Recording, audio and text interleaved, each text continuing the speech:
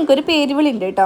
എൻ്റെ ഫ്രണ്ടുമാണ്, എൻ്റെ കസിനുമാണ്. അപ്പോൾ വേഗം തന്നെ പോകാൻ റെഡി ആവണം. എപ്പോഴത്തെയും പോലെ നമ്മൾ നേരത്തെ പോകുന്നൊരു പരിപാടി നമുക്കില്ലല്ലോ. പക്ഷേ പാറുവിനെ വേഗം തന്നെ റെഡിയാക്കി വെച്ചിട്ടുണ്ടായിരുന്നു.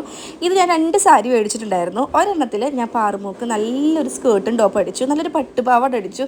എനിക്ക് ഭയങ്കരമായിട്ട് ഇഷ്ടപ്പെട്ടു. ഇതാണ് സാരി. അപ്പോൾ ഞാൻ മദർ ഡോക്ടർ കോംബോയിൽ ഒരു അടിപൊളി കാര്യം സെറ്റാക്കാമെന്ന് വിചാരിച്ചിട്ട് വാങ്ങിച്ചതാണ് 2 സാരിയും. അവൾക്ക് ഞാൻ അടിപൊളിയായിട്ട് സ്റ്റിച്ച് ചെയ്ത് കൊടുത്തു. ഇത് ചിലപ്പോൾ ഞാൻ ധാവണിയോ അല്ലെങ്കിൽ സാരിയായിട്ടോ സെറ്റ് ചെയ്യും കേട്ടോ. അപ്പോൾ ഇതിൻ്റെ മുന്താണിയാണെങ്കിലും അതേപോലെ തന്നെ ഇതിൻ്റെ ബ്ലൗസ് പീസൊക്കെ ആണെങ്കിലും അടിപൊളിയാണ്. അപ്പോൾ ഇത് കുറച്ച് ഇൻവിസിബിൾ ചെയിൻസ് ആണ്. ഇത് ഞാൻ ഏതിടും എന്ന് ആലോചിച്ചുകൊണ്ടിരിക്കുകയാണ്. ഈ ഒരെണ്ണം എനിക്ക് ഭയങ്കരമായിട്ട് ഇഷ്ടപ്പെട്ടു. കഴിഞ്ഞ ഓണത്തിന് ഞാൻ ഇതുപോലെ കുറച്ച് ഇൻവിസിബിൾ ചെയിൻസ് മേടിച്ചിട്ടുണ്ടായിരുന്നു. അപ്പോൾ ഇപ്രാവശ്യം വിഷുവിന് എന്തിറക്കാത്തതെന്ന് ചോദിച്ച് കുറച്ച് കമൻസ് വന്നിട്ട് എനിക്ക് കൂടുതലും ഇങ്ങനത്തെയാണ് ഇഷ്ടം. ഇത് ഒരുപാട് പേര് മേടിച്ച് നല്ല കമൻസ് വന്നിട്ടുണ്ടായിരുന്ന ഒരു ചെയിനായിരുന്നു. ഇപ്പോൾ ഞാൻ ഡെയിലി യൂസ് ചെയ്യുന്നത് ഇങ്ങനത്തെ ചെയിൻസ് തന്നെയാണ് കേട്ടോ. ഇതൊരു പാലക്ക മോഡലാണ് കേട്ടോ വരുന്നത്. പാലക്ക ഒരു ഐറ്റാണ്. പിന്നെ ഒരു താമര. ഞാൻ ഇതിൻ്റെ ലിങ്കൊക്കെ കൊടുക്കാം. അതിൻ്റെ അടിയിലേക്ക് നിങ്ങൾ സ്ക്രോൾ ചെയ്ത് പോയാൽ നിങ്ങൾക്ക് ഇഷ്ടപ്പെട്ട ഒരുപാട് ഇതുപോലത്തെ ഇൻവിസിബിൾ ചെയിൻസ് കാണാൻ പറ്റും കേട്ടോ. അവസാനം ഞാൻ ചൂസ് ചെയ്തത് എനിക്ക് എപ്പോഴത്തെയും പോലെ ഇഷ്ടപ്പെട്ട ഒരു ഗ്രീൻ സ്റ്റോൺ വെച്ചിട്ടുള്ള കമ്മലായിരുന്നു. അപ്പോൾ ഞങ്ങളിത് ഇറങ്ങാൻ നിൽക്കുകയാണ്. അപ്പോഴത്തേനും മേത്ത് എന്തൊക്കെയോ കളഞ്ഞിട്ടൊക്കെ ഉണ്ട് കേട്ടോ. പക്ഷെ നിങ്ങൾ നോക്കൂ, നല്ല ഭംഗിയില്ലേ കാണാനായിട്ട്. ഞാൻ മിക്കതും സാരി എടുത്തിട്ട് പാറുമോക്ക് ഇങ്ങനെ സ്കേർട്ടും ടോപ്പും പട്ടുപാവാടൊക്കെ ആയിട്ട് സ്റ്റിച്ച് ചെയ്യാറുണ്ട് കേട്ടോ.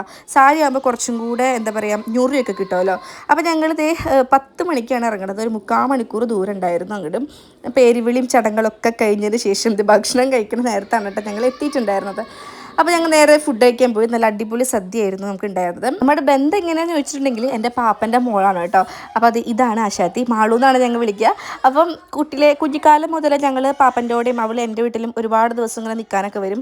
ഞങ്ങൾ തമ്മിൽ ഒരു വഴക്ക് മസ്റ്റാണ്. എപ്പോൾ പോയി നിന്നിട്ടുണ്ടെങ്കിൽ ഭയങ്കര അടിയായിരിക്കും ഞങ്ങൾ തമ്മിൽ. പക്ഷേ ഞങ്ങൾ ഭയങ്കര സ്നേഹമാണ്. ഇതൊക്കെ ഞങ്ങളുടെ കസിൻ സിസ്റ്റേഴ്സാണ് കേട്ടോ. നമ്മുടെ ആ ഫംഗ്ഷൻ്റെ സ്റ്റാറിനെ കാണിച്ചിട്ടും ആൾ ഇച്ചിരി അടച്ചിലായിരുന്നു. പറഞ്ഞിട്ട് കാര്യമില്ല, ഭയങ്കര ചൂടും ഇത്രയും ക്രൗഡൊക്കെ ആയിക്കഴിഞ്ഞാൽ എല്ലായ്പ്പോഴും പേരുകൾക്കൊക്കെ പിള്ളേർ കുറച്ച് അലമ്പായിരിക്കില്ലേ. ഇത് നമ്മുടെ കസിൻ ഗ്യാങ് ആണ് കേട്ടോ. ഞങ്ങൾ വളരെ യാദൃശ്ചികമായി കണ്ടുമുട്ടുന്ന ആൾക്കാരെ ചില ഫംഗ്ഷനിൽ മാത്രം. പക്ഷേ ഏട്ടന് ഭയങ്കര ഇഷ്ടമാണ് ഇവരെ കൂടെ കുറേ നേരം സ്പെൻഡ് ചെയ്യാനായിട്ട്. പ്രത്യേകിച്ച് ഏട്ടന് ഭയങ്കര ഇഷ്ടമാണ് കേട്ടോ. അറിയുന്ന കുട്ടീനെ കയ്യിലെടുത്തിട്ട് എനിക്ക് തന്നെ കുട്ടിയുടെ കരച്ചിൽ എങ്ങനെയാണ് മാറ്റേണ്ടത് എനിക്കറിയാം. ഒരുപാട് പിള്ളേരെ ഇപ്പോൾ എടുത്ത് എനിക്ക് എക്സ്പീരിയൻസ് ആയിരുന്നുള്ള ഭാവമാണ് ഏട്ടൻ്റെ മുഖത്ത് നിങ്ങൾ കാണുന്നത് കേട്ടോ. ഇതുപോലെ എക്സ്പീരിയൻസ്ഡ് അച്ഛന്മാരുണ്ടോ?